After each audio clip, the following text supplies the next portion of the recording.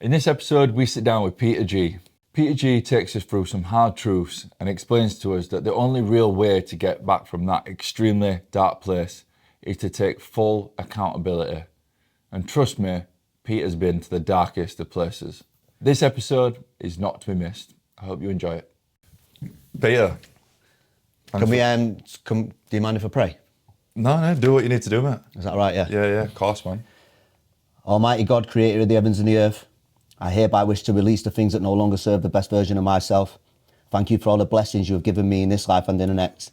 And please forgive us for all our sins, as I forgive those who sin against me, those committed knowingly and unknowingly. May everybody who views this podcast feel uplifted and feel some sort of strength from it. And anybody that does feel uplifted, may that come from you and you alone. And anybody that listens and feels triggered, may I be held fully responsible. Let's always behind me. Amen. I love that, mate. Peter. Let's go. Thanks for coming on, mate. My pleasure. Thanks for the opportunity to talk. Good to see you, mate. Thank you. Take me back to the beginning. Take me back to the beginning of your journey. Where did it all begin for you, mate? So I was born in North Manchester General. And I moved to South Manchester when I was like 2 or 3. To an area called Wythenshawe, and that's pretty much where my life begun. I went to a local school. It's where I met all my friends, people who I'm friends with now. Like my really close friends, we're like brothers, and we all lived in like the same avenue and stuff like that. And we just grew up learning. I come from an era that was before social media and things like that, so I got the beauty of just going out and exploring and doing the things that not a lot of people do nowadays. Do you know what I mean? Without all the technology and things like that, I came up just before all that came in, so I'm pretty blessed, to be honest, in that aspect. Yeah, you're getting on a bit now, aren't you, mate? Just don't put no punches from the start, mate. You know what I mean? Just say what you think. No, you're right though, aren't you, mate? You know, so I'll be 30. I'll be 30 this year, and I remember what it was like growing up. You know, it was beautiful. You know, not having any social media apps to distract you or doom scrolling or any of that shit.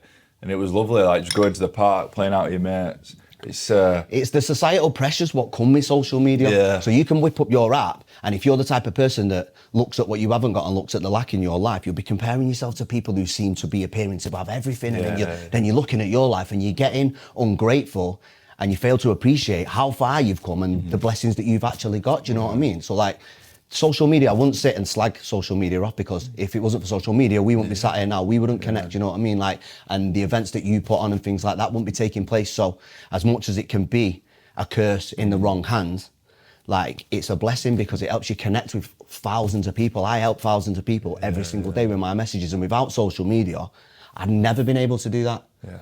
But with my old account, I was guilty of doing that. I was looking at people who was in sunny countries when I was sat in the pissing down rain. I was looking at people in better cars, in better shape, and I was fucking looking at the gap between them, and it was seeming so far away that it was depressing me. Do you know what I mean? Whereas now, like, I've flipped it on its head. I use my account to help other people and to serve other people and to make a difference in the world. And I think how did you get to that point of determining between the two? Because we've all been there. You know, it's quite easy to say don't compare yourself to other people, but you know, if you go on Instagram or TikTok, before you know it, you've wasted 10 minutes a day just looking at other people's lives. How did you get to that point, or when did you get to that point when you thought, fuck this, I'm not gonna sit and compare myself, I'm gonna use this as a tool to help other people?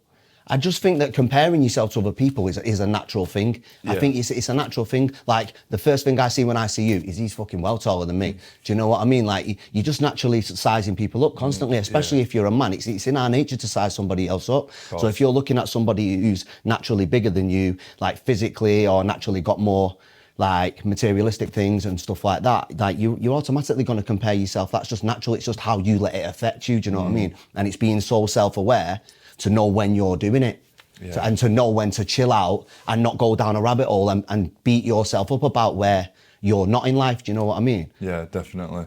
It's that thing, isn't it? It's, everybody is where they are right now because of the experience that they've had leading up to this point. Your experiences, your journey is completely different to my journey. So why would we end up in the same place? Because we share the same interests. Like, you can be two completely different journeys, two completely different characters, two completely different walks of life, backstories, etc., etc. but we're on a similar mission. Yeah. You know what I mean? We're all in a similar mission. That's why we've connected, and like we've connected with our mutual friends and things like that, because we're all doing things for the greater good of other people, and it's a good little lane to be in. Do you know what I mean? It's crazy though, isn't it? When obviously just before this episode, I asked you how long you'd known Mike for, and I said, how do you know Mike? And you said through social media, and I know Mike through social media, and I know you through social media. And I think it was actually Joe Russell that sent me your account and said, Peter would be a great guest to have on the podcast. And then you obviously very kindly came and supported us at the Mindset Movement. Of course. And none of that would have been possible without social media. So it's really important to discuss social media as a tool for positive things, but also trying to make people aware of the negativities of it, and really just trying to educate people on how to navigate your way through social media, really. And what would you say is one of the key ways of being able to, obviously you're now in the mindset coaching space, and you're finding passion from helping other people. If I was your client, you would say, as easy it is to compare yourself to somebody. If somebody's coming to you and they're feeling shit, and you're trying to sort of decipher why that is, and you maybe think it's the social media element, what would you say to your client in order to help them through that? I'd just say that, like, number one thing, comparison is the killer of all joy, which is the saying goes, which is true. Yeah. But if you're comparing yourself, let's say you was comparing yourself to somebody who seemed to have a better life than you on social media, who's to say that they have had to go through all the things that you've gone through? And who's to say that they've got the capabilities to go through the things that you've gone through? So don't compare yourself to what they've got. Compare yourself to how they got there. They might have had an easier ride than you, because you might have a greater responsibility. You might have to go through the blender a bit more than the next person. It might take you twice as long, but it doesn't mean that you're not going to get there. It just means that your story is different, because everybody's journey is unique. So your journey and everything you go through is unique to you. So to compare yourself to somebody else is not only doing you a disservice, but it's like, it's taken away from all the things that you've been through and all the things you've had to overcome. And who's to say that next person, who's to say that I could have overcome the things that have happened to you in your life, and vice versa? So you're comparing yourself to someone and you don't know the backstory. Some people could have been given a lot more, do you know what I mean? Whereas people like me, I've come from fuck all. So like, I know that, like, now I'm in love with my story and myself, and I'm finally at peace, and I'm proud of myself. For the first time in my life, I'm in a position where I'm actually proud of myself for all the shit I've overcome. When I used to have a victim mentality, and when I was in that victim mentality, I was looking at everybody else going, why have they got it and I haven't? I've been through all this, and they've got all the accolades, and I've got fuck all, and it's not fair on me, and blah, blah, blah. And it's just the wrong mindset to have. So if you was a client of mine, I would just say, don't discredit your journey so far. All the blessings are going to come to you. You've just got to become the person to bridge the gap. That's all it is. There's no difference between you and them. You're both human beings. You're both equal. You've both got the same 24 hours in a day. So don't discredit where you are now in your life, because you've overcome a lot. I love that, mate. It's powerful, really powerful. And again, that's social media, isn't it? It's the tip of the iceberg. You only see the top 20 or 10% of somebody's life. You don't see the 80% underneath the sea level. And that is social media in a nutshell. It's great to connect with people like yourself and all these other people I've had the pleasure of meeting. But that is the important message of it. It's like, you're sat where you are right now, and I'm sat where I am. But the backstory of myself and the backstory of yourself is completely different. It's just because we have very similar mindsets and very similar interests, and we're on a similar journey of, self-development and giving back. We've ended up in the same place, but it's just we've both gone on a completely different fucking journey. Of course, and that's important to know, isn't it? Yeah, it is 100%. But I just think, like, what we both do as well, very well, you do it and I do it, is we display vulnerability, and we make a place for other men to display vulnerability, because growing up, it's always like, lads will be lads, boys will be boys, are you a man, this and that, and do you know what I mean? So then do you feel like pressure from society that you can't cry, that you can't be vulnerable, you can't talk about your mental health issues, you can't talk about what's bothering you, because you'll be seen and viewed as weak? Do you know what I mean? So if anybody's watching this and they're thinking speaking up and speaking out is a weakness, it's not, it's a strength, because it takes courage to do such a thing. Because for years I bottled things up, and I'm a living example that bottling things up over speaking out is the wrong thing to do. It's mad. Just a quick one. Most of you watching this episode aren't yet subscribed. So if you want your weekly motivation from some incredible guests, then make sure to hit the subscribe button and turn your notifications on. When did you get to that point of, it made me smile and, made me happy when you said that you can now look at yourself and be proud of who you are. And I think that's incredible. When do you feel like you got to that point on your journey? I think it's over a period of time. Like, people always look for these, like, one moment, this defining moment, but like, I'm the type of person, like, you could tell me to stop speeding my car 1,000 times, but it wouldn't till I crash it into a fucking tree that I'd actually stop. Like, you can give me all the signs and I'll ignore the first 20. Do you know, like, it takes me, I'm one of them, I'm a hard-headed learner. I have to keep crashing and keep being hurt and keep being burnt until the lesson finally clicks in me. I'm not one of them, like, if I see it once, it sticks. I'm not like that. So I don't know. I think it's just a slow collective over time. You mentioned that again, the reason why I love you so much and I love your social media is the brilliant videos that you put on. They're very thought-provoking, they're very hard-hitting, no nonsense, no shit. This is what it is. Yeah. And you mentioned that you'd start posting around 2022, obviously now in 2025. So you've been consistent with it for a fair while. And to see the videos start to come to fruition and you really getting that traction and engagement's great. But where was it sort of, I know you said that you'll fail 20 times before you actually get to that point, but what was that sort of like moment of, I want to start giving back and social media is the tool when it was 2022? So what was it leading up to that point that sort of gave you that motivation, gave you that idea to thought, right, I'm gonna start doing this?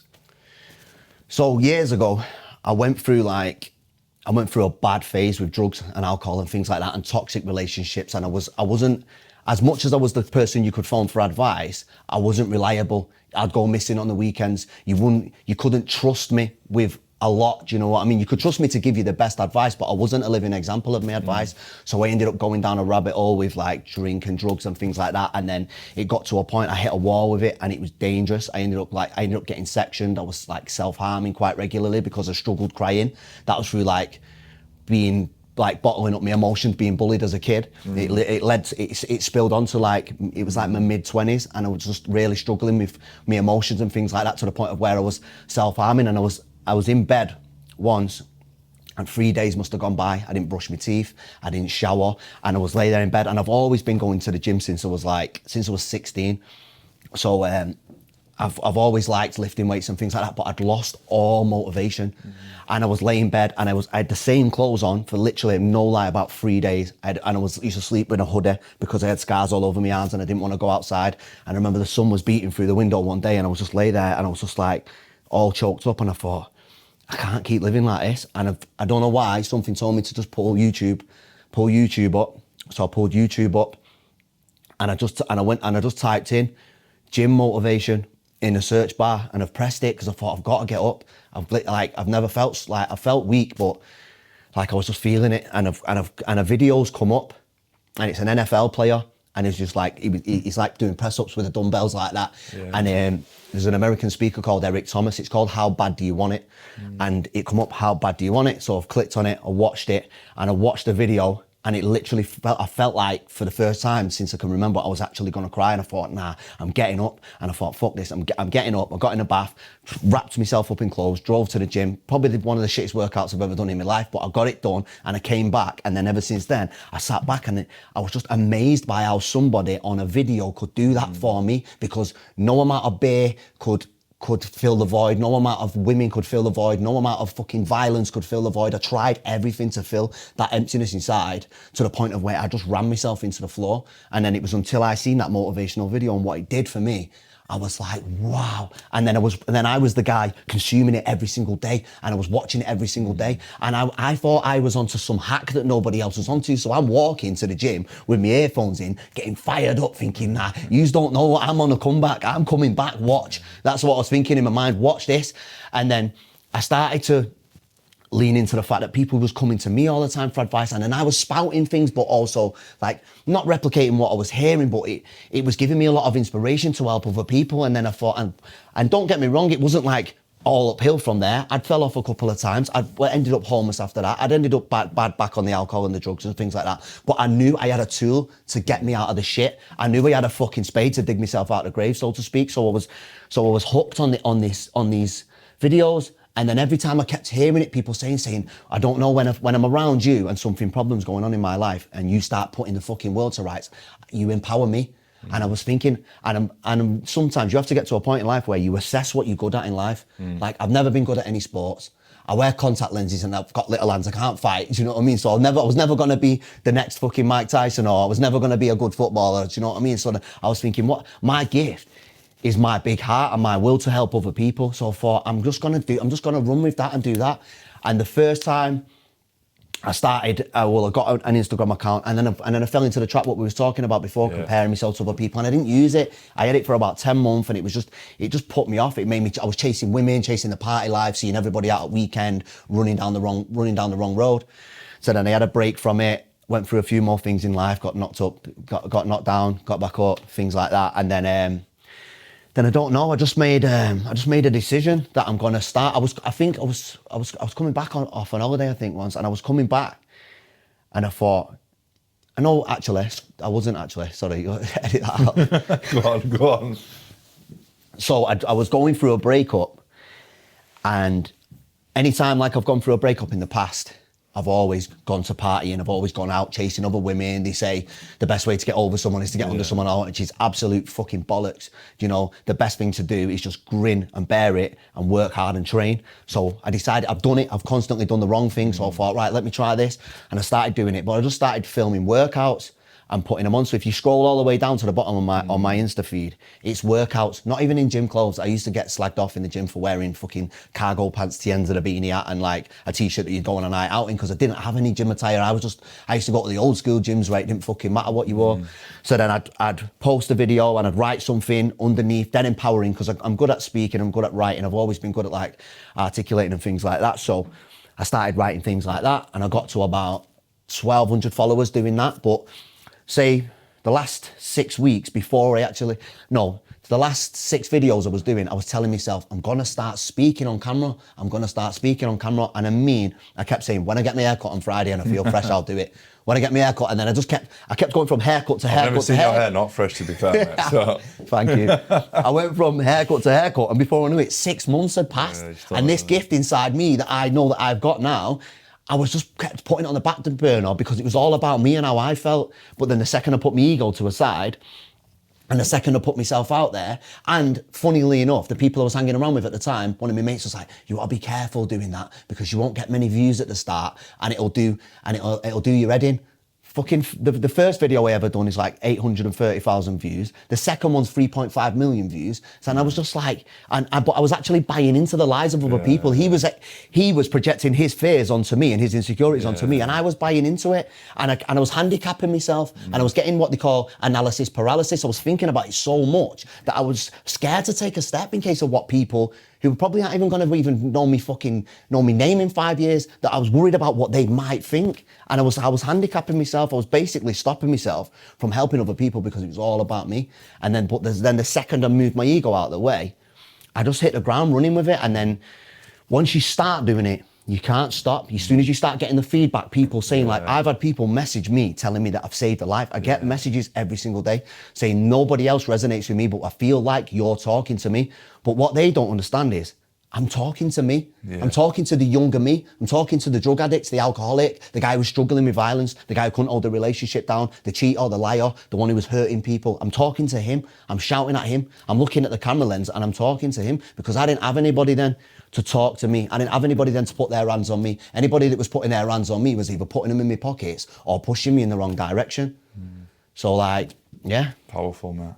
It's like you're the who you are right now is who the guy 10 years ago needed. Exactly, and that's our purpose now. Yeah. Like, you know yourself with what you've been through. If the person that you've become now would have been able to fucking mediate any situation, you've got a presence in a room. Like when we was at that event the other day, your presence in the room, you can control the room, and that's rare to have. Do you know what I mean? But that person wasn't always there in your life. It wasn't there for you, and it wasn't there for your brother. But do you know what I mean? Now, from learning the harshest lessons, you've become a better man for it, and now you're teaching so many other people to do the same. You're changing so many lives, and it's a beautiful thing. I appreciate that, mate. Thank you. It is literally that. It's like I'm 29 now, and it's 10 years. It'll be 10 years ago this October that my brother died, and if I had me when I was 19 as an older brother, not as an older brother because I've got an older brother and I love him, but if I could look at me now at 19 and see what I'd achieved and know that defining moment of losing my brother in the way that I did, 10 years later, I'd be the person that I am today. I'd be happy with that. I'm proud. Do you know what I mean? Like the 19-year-old me could look at me and think, fucking hell, if that's who I'm going to become, then I've got something to look forward to. But it wouldn't have happened if that defining moment wouldn't have happened. And it's like for yourself, correct me if I'm wrong, but you know, you've obviously been through a lot of trauma in your life, but that trauma is what's made you the person that you are today. And you would not be sat here right now, we talk about social media, you wouldn't be sat there right now having this conversation with me if all this trauma and this adversity you've had to overcome in your life wouldn't have happened, would it? No, listen, this is what people say to me all the time, like, about, they try and like stroke your ego and put and wrap a false arm around you about your past and things like that. But I wouldn't change it for the world. If you, somebody, when I did a Q&A the other day, they said, I could give you a red pill or a blue pill, the red pill erases your past and the blue pill tests you to your maximum. And I was like, well, my past has already tested me to my maximum and it's made me the man I am. So if I was going to erase my past, there's nothing saying or guaranteeing that I would be the person that I am now, inspiring so many people and helping so many people, and be as wise as I am, be as self-aware as I am, and be fully in tune with myself and finally proud of myself if I didn't go through the absolute blender. Do you know what I mean? And I'm glad I've gone through it all in my younger years, because I know I'm not due a fucking midlife crisis. That's why in your earlier years, you get your drugs and your drinking and you're sleeping around and you're lying and you're cheating and all your bullshit. Get it out of the way. So like, don't feel, if you're going through it right now, don't feel ashamed. It's just part of everybody's journey. There's people that don't have that when they're growing up, and then all of a sudden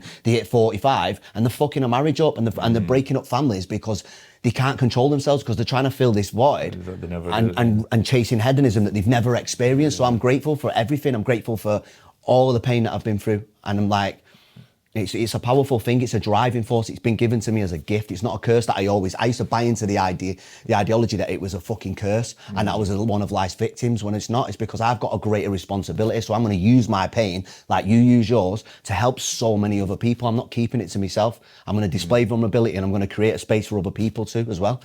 No, I love it. That's what we're all about, isn't it, man? That's exactly what we're about, bro. I literally had a call this morning, coaching call, with a potential new client.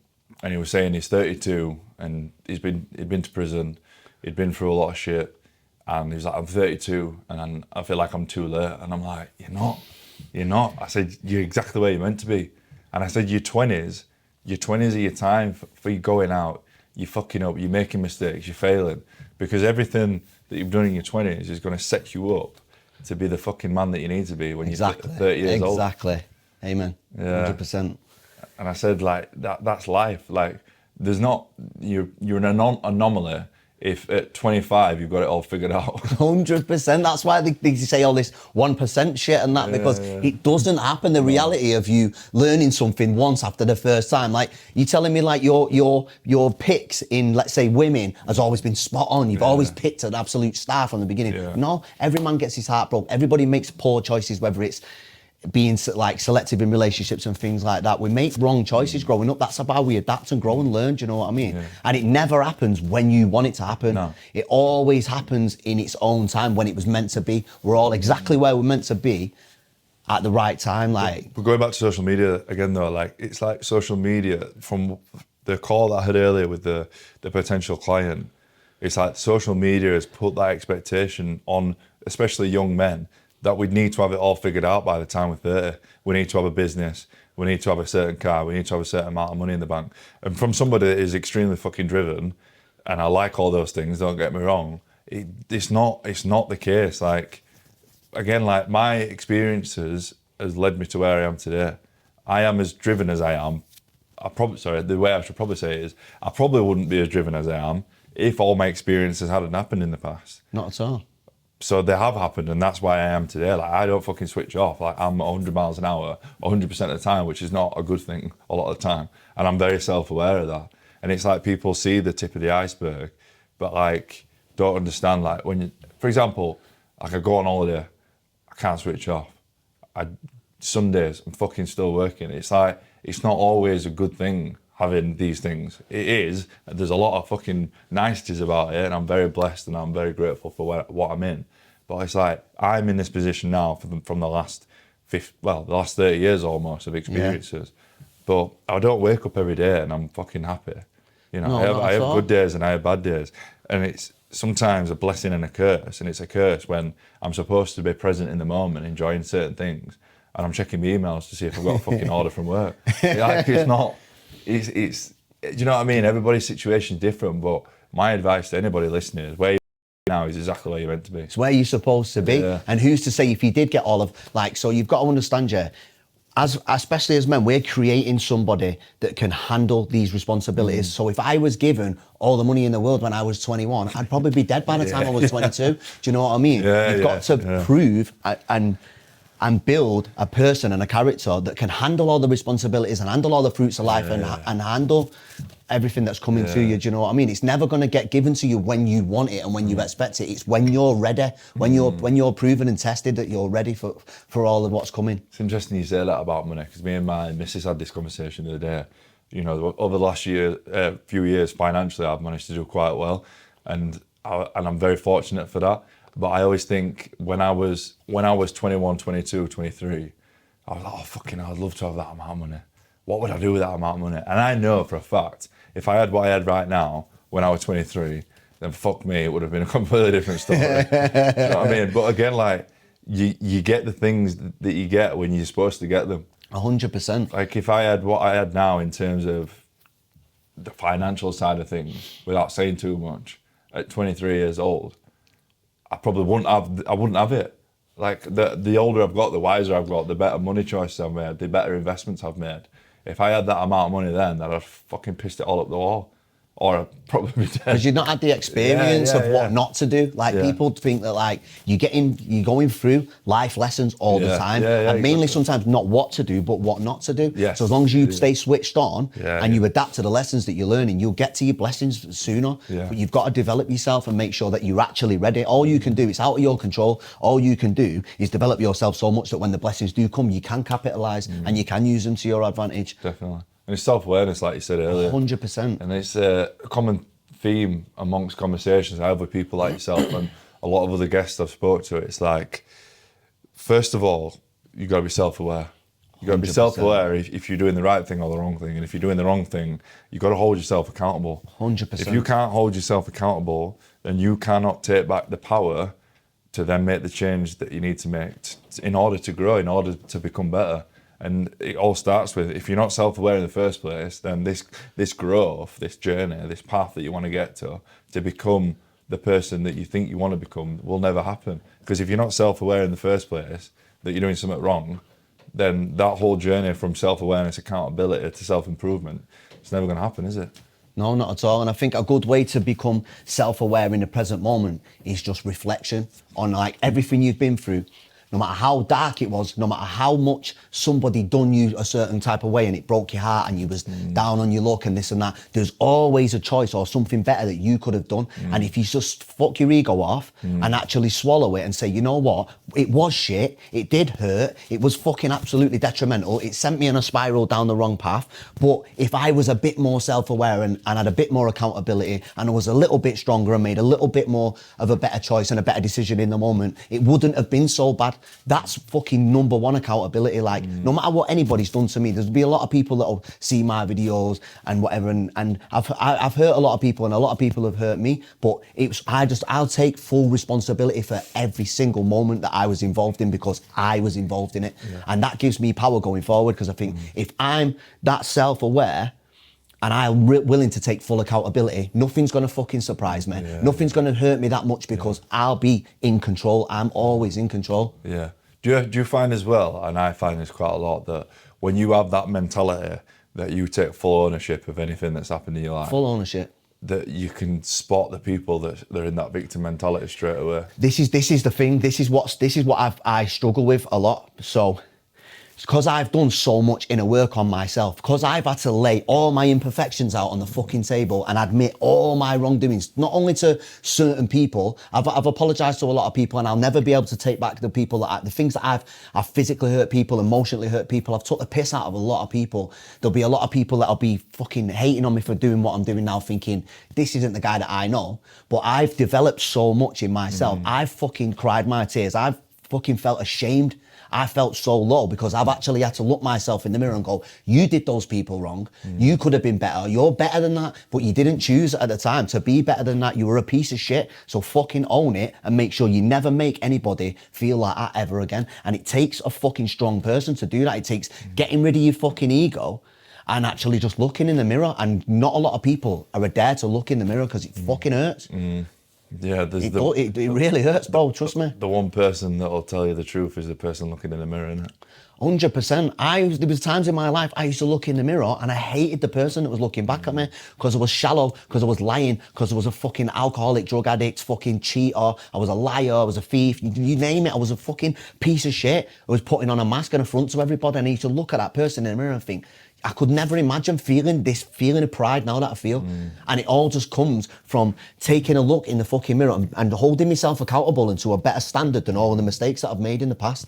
It takes courage. Yeah, and that's what I try and teach people, like with people who come to me one-to-one. I always like to unpack the things that they've been through because they're always quick to put themselves in a box and put themselves in this victimhood mentality and stuff like that, when really, if you just take accountability for the choices you made in those moments, you can take so much power from the things that you've been through and use it going forward to make sure that you don't hurt as many people. You're not saying you're not going to make mistakes. I fucking make mistakes every single day, and I'll continue to make some more mistakes tomorrow. Do you know what I mean? But I'll be responsible and I'll use it going forward to be better next time when the situation comes again. It's like the life lessons that you've got and that you've made and the mistakes that you've made and the improvements and the failures and everything like that. It's like self-awareness is you know there's going to come a point between now and, you know, a long way down the line that you're going to have to fucking pick yourself up, be resilient. 100%. But you're going to overcome it much easier than you would have done if you'd have not been through all this shit that you've been through. 100%. I've built this individual today, this strong mentality and things like that. I was sat with my friends the other day. There was two of my friends, and we're sat in a room and we're talking. And one of our mutual friends, he's not in the immediate circle. He's just like, you know, someone we've known for years. And he quit drink and drugs like 4 years ago. And he was guilty, so he's spending loads of time with his family and his kids because he felt like he'd neglected them. But what he'd done is he'd spent so much time with them. He was present, but he wasn't like with them. Do you know what I mean? He was just a body existing, just a warm body at home on the couch. He wasn't doing anything. He wasn't bringing anything to the table apart from him actually being there. So then this has sent him down a road of depression and things like that. And he can't find fulfillment in his day to day. He's 4 years fucking sober now. But now he's gone down this perpetual route of getting social anxiety and things like that. So we're talking about him saying like how we're going to help him and things like that. And I'm like, get him on a morning routine, get him in the gym, get him to do this, I'll do this with him, this and that. And then and these two are going, my two friends are going, not everyone's as strong as you. And I'm like, was I strong when I had absolutely nothing? No. Was I strong when I was self-harming behind closed doors and nobody knew about it? No. When I was drinking alcohol every day and nobody knew about it? When I was sniffing cocaine every single day, wanting to cut my own limbs off? No, I was not strong. I was in a bad way, a bad way. I was getting sectioned and things like that. I was fucking this close to ending it. Do you know what I mean? I was not strong in that moment. I was very weak because I adapted this victim mindset and I was listening to society and things that let you think that when you're feeling sad in a moment, that you've got this condition and it cannot be cured and you're fucked and you're basically going to live the rest of your life out with this thing, this internal sadness that you can't shake off. And I bought into the idea and I was a fucking victim and a very, very, very low vibrational person for so fucking long. And it only took me to, like we were saying before, to take accountability for all the shit that I've done and then start building up from scratch. You know what I mean? I said, this what you're looking at now is fucking years and years and years of work and years of fucking crying and fucking admitting when I was wrong and apologizing and going back and trying to do right by people and going through my fucking karmic debt. Like done so much wrong to that many people. When I actually decided to turn my life around and start helping people, for years, when I wasn't harming a hair on anybody's head,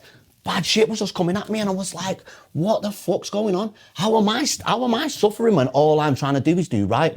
How am I getting into these altercations? Why have everyone got it in for me?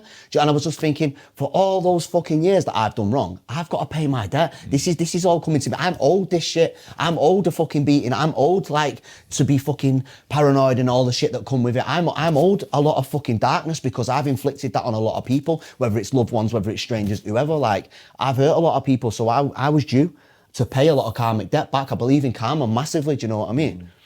It's powerful, mate. It's powerful. Everything you've just said, it's needed much more in the world, because we all make mistakes and we all have to go through shit.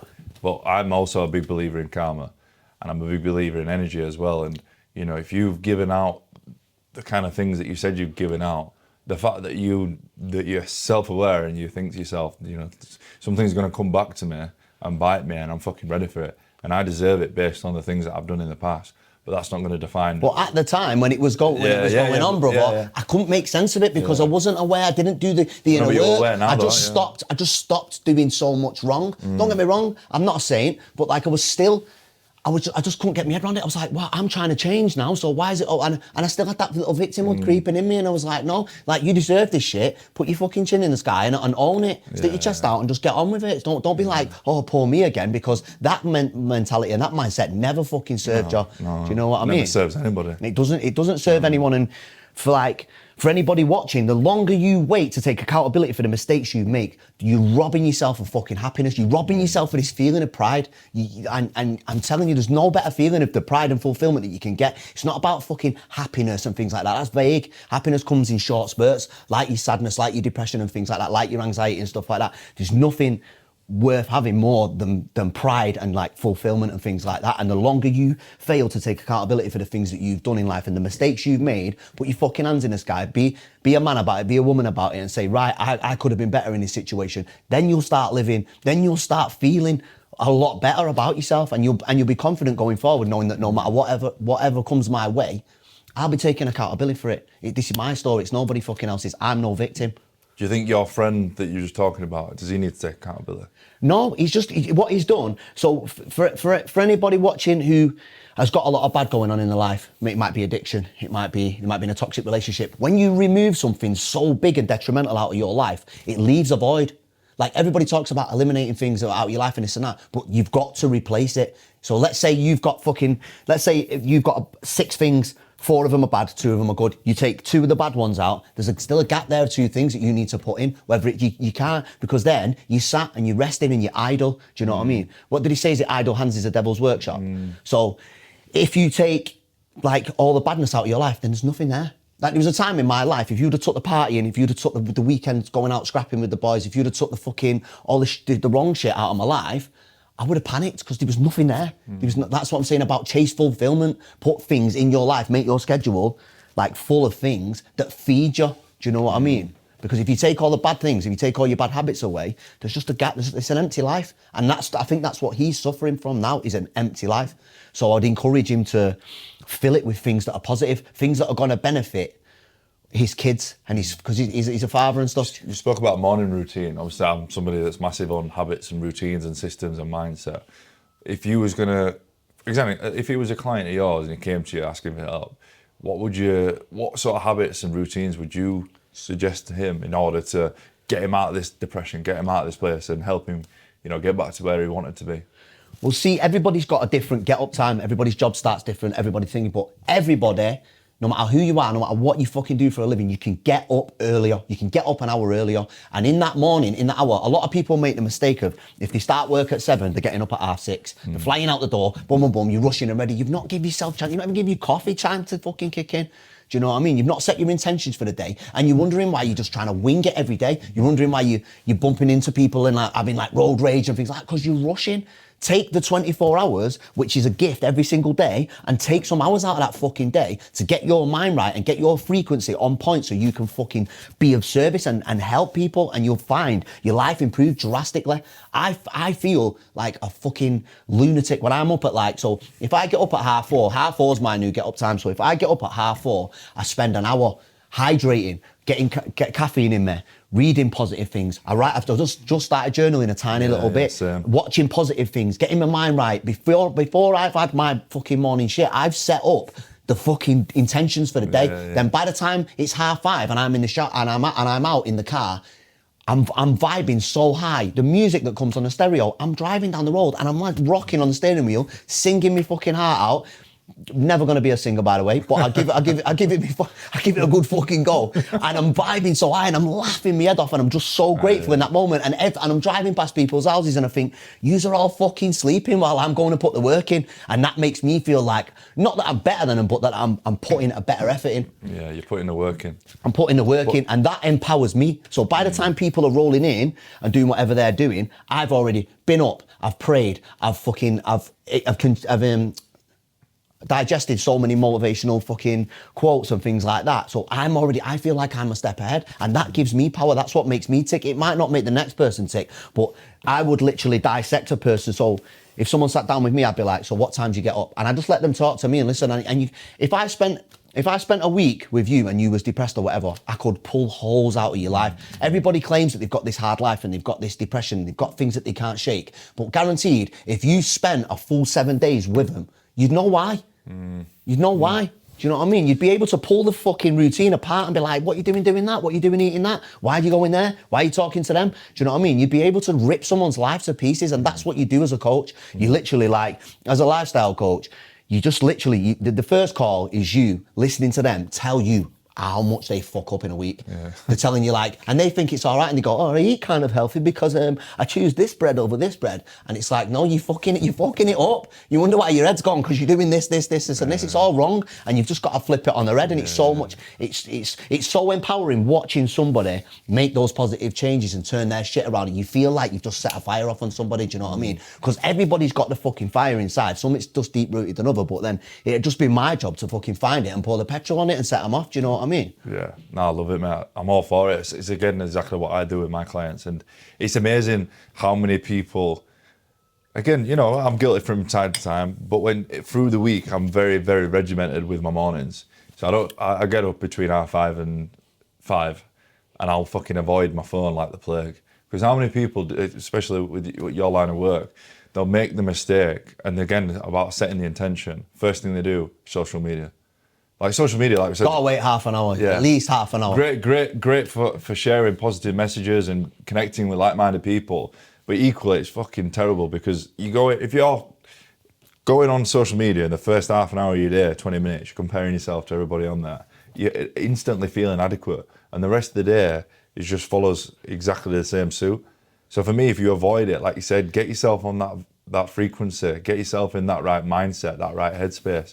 Do something for you first. Prioritize yourself and do something for you. Get yourself right, and then watch how much more positive that your day becomes. That boils down to how you use social media again, because I can go on social media, like I wait half an hour and I don't watch anybody's stories. I'll go in my comments and they'll be, oh my God, you don't know how much I needed to hear this today. That's the main thing what people say to me is, it's like you're in my life. This is freaking me out. People saying like, it's like you're talking to me. Thank you so much for this video. You've helped me. I've been going through similar things, this and this and this. So if I'm gonna go, so for the first half an hour, I'm getting myself right. But by the time I pick up my phone, let's say it's half an hour while I'm sat on the toilet, I'll be going through my comments and there'll just be loads of positivity. Don't get me wrong, it throws me when there's somebody fucking, when there's somebody giving me grief on there, like slagging me, I'm like, you what? Do you know what I mean? Like first thing in the morning, I'm beefing, do you know what I mean? But like, so it can have that effect on you, but I just fucking... But again, that's important to note because,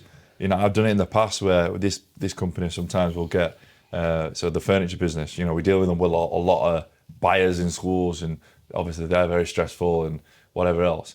And like I used to do it in the past where I'd wake up and I'd check my emails and have a shitty email from a customer. It used to fucking ruin my day. And now I'm like, I want to do something for me first. Like, I'll go to the gym, write down my gratitude, hydrate myself, have my vitamins, all this good stuff. And I know that then if I get that shitty email, I can handle it much You're better. built for it. And that's like a philosophy that you can use in life. If you build yourself up first, you're ready for war. You're ready for any shit that comes at you. But if you instantly just fall out of bed into the water, you're fucking not prepared. Yeah. You're going to get blindsided by some negative bullshit. You're going to end up comparing yourself. Fucking life's going to throw some shit at you because you're at your weakest. But if you build yourself up, you get your morning suit of armour on and you prove yourself through hard work, prove yourself to yourself, not anybody else, while everyone else is fucking asleep, you are automatically powerful, like ready for whatever comes at you. Do you know what I mean? I'm not saying things aren't going to affect you and they're just going to bounce off you, because we're all human beings at the end of the day. Everybody can say, oh, forget the haters and this and that, but it touches you. You wouldn't be a fucking human being if it didn't touch you, but it's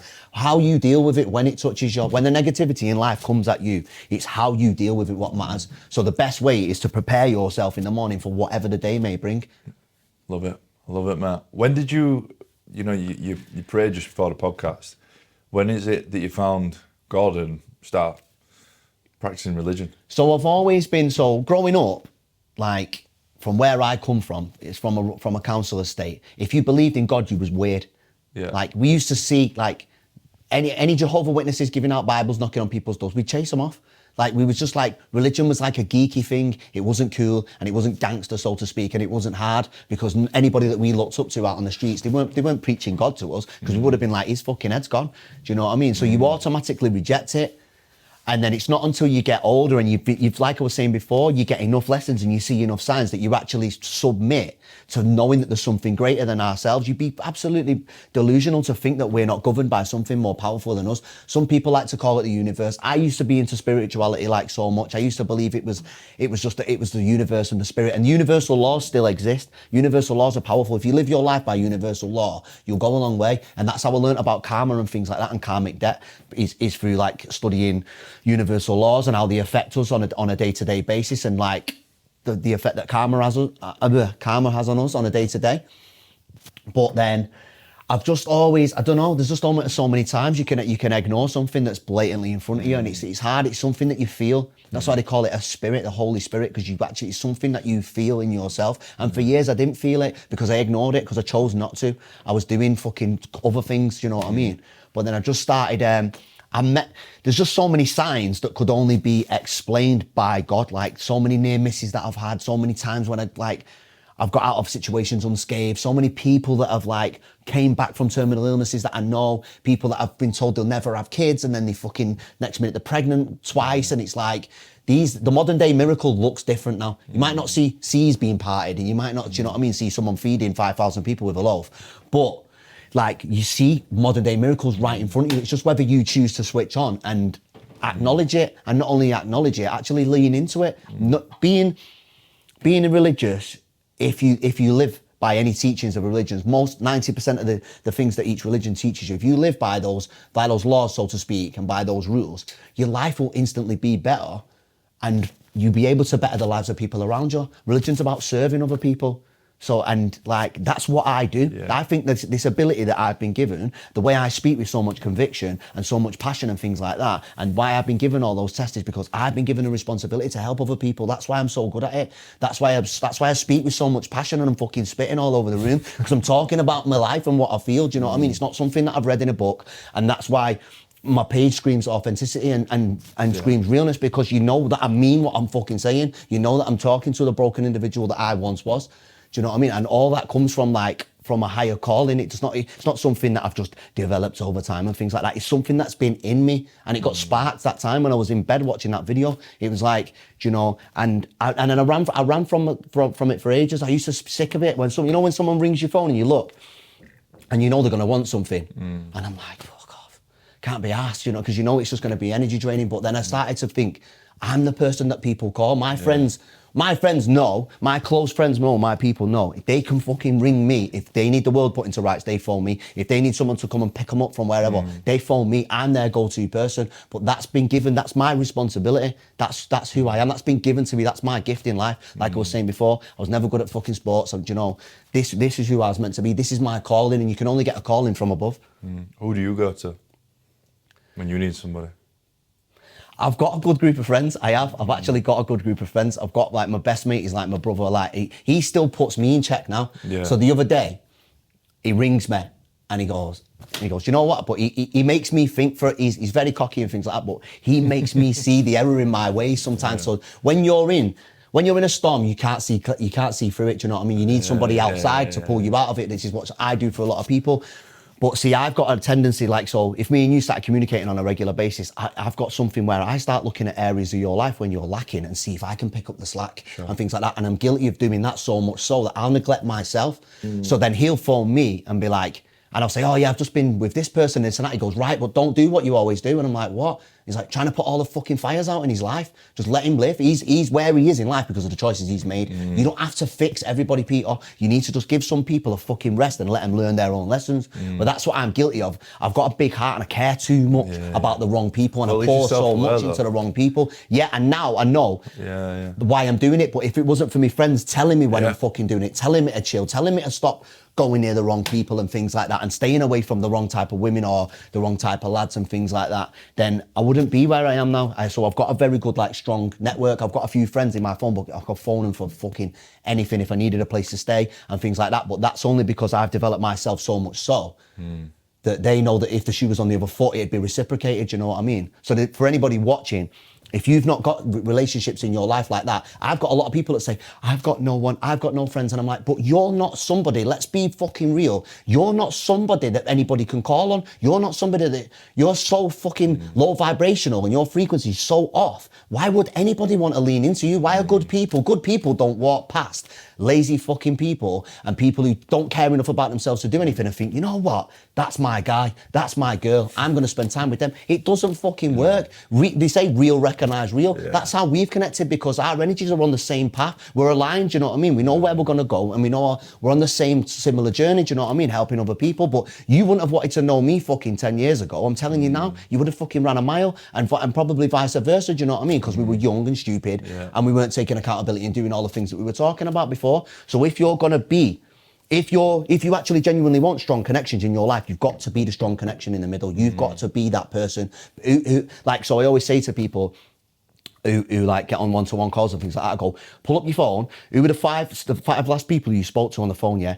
Not say, who are they to you? But more importantly, who are you to those people? Who are you to those people? If they phone your number, what are they getting? What did he get? What do people get when they get you? Did he get a guy that'll jump out of bed at 3 o'clock in the morning and come and help you bury your body? Or did he get someone that'll come and fucking help you push a car when you break down? Or are you just the type of person who wants to eat when they're eating? Do you know what I mean? Are you the type of person that wants the fruit off the tree but don't want to do no fucking gardening? Yeah, so important that. And I get messages sometimes, not a lot, but I get some messages of people saying, I've got no friends and my family won't speak to me. And I'm like, bro, just think about what you've just said. You know, if that is the case, then it's obviously not them. It's you that's the fucking problem.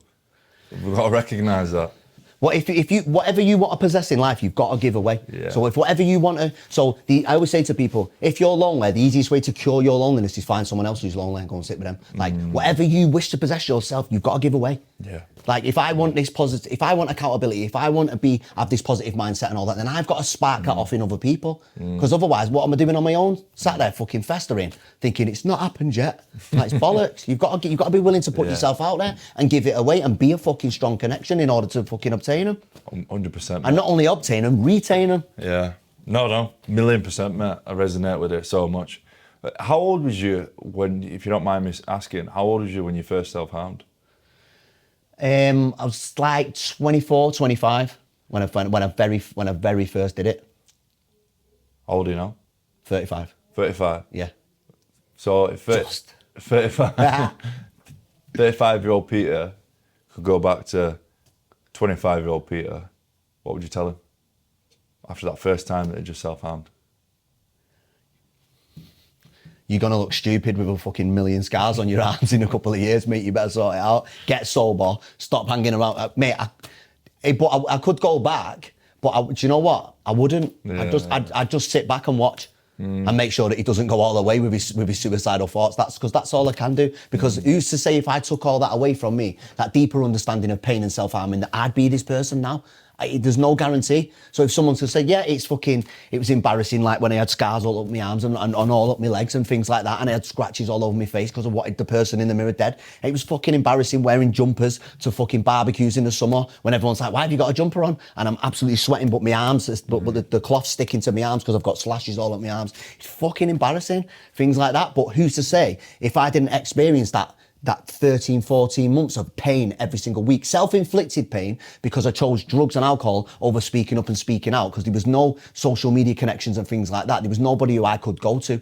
Everybody I would have gone to, I was scared that they would tell me that. I thought, oh, fucking sort your head out. That's all I thought I was going to get, and nobody would have understood me. I couldn't put my emotionality out there. I couldn't be vulnerable to anybody. I didn't have those sort of connections. My best mate who I was talking about, he got years in prison, so it was like my partner in crime had been gone. So then I had nobody. Do you know what I mean? I felt like I was so empty. I could be in a room full of people and just feel by myself. And especially when I'm sat there with a fucking jumper on, sweating it out, thinking I can't take this jumper off because I'll be a laughing stock. Do you know what I mean? So I probably wouldn't have said anything to him because he would have had to go through that fucking blender to be the man he is now. Don't get me wrong, like in an ideal world, yeah, don't go through that much of a blender, do you know what I mean? Pick up on it sooner. But like we were saying before, like where you are in life is where you're exactly meant to be. So I wouldn't change any of it. I'd just sit back and observe. Yeah. I ask that question to every guest, and I love asking that question for the answer. And I often think, what would I say to 19-year-old Tom after Liam had died? And just watch what fucking... A million and one things will run through your mind. I would have told him to do this, would have told him to stay away from Ernest and that. But you've got to just take a step back and go, no. You've got to let people make mistakes for themselves. And that's a philosophy you can use in life. Like, people will only learn from their own mistakes. Not a lot of people will learn from you fucking telling them. Do you know what I mean? Because whoever told you to do something directly and you just... and then it listened and it was a light bulb moment. It doesn't happen. You had to go through the shit yourself, didn't you? Do you know what I mean? To actually learn, you had to experience a high level of pain to get the understanding.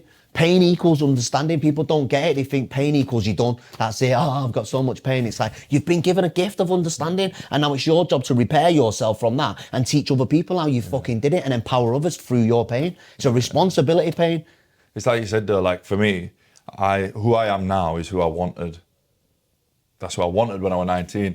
So if I could go back to 19-year-old Tom after my brother had just died, I'd say, sit tight, hold on, and fucking watch what happens. Watch the kind of person that you're going to become.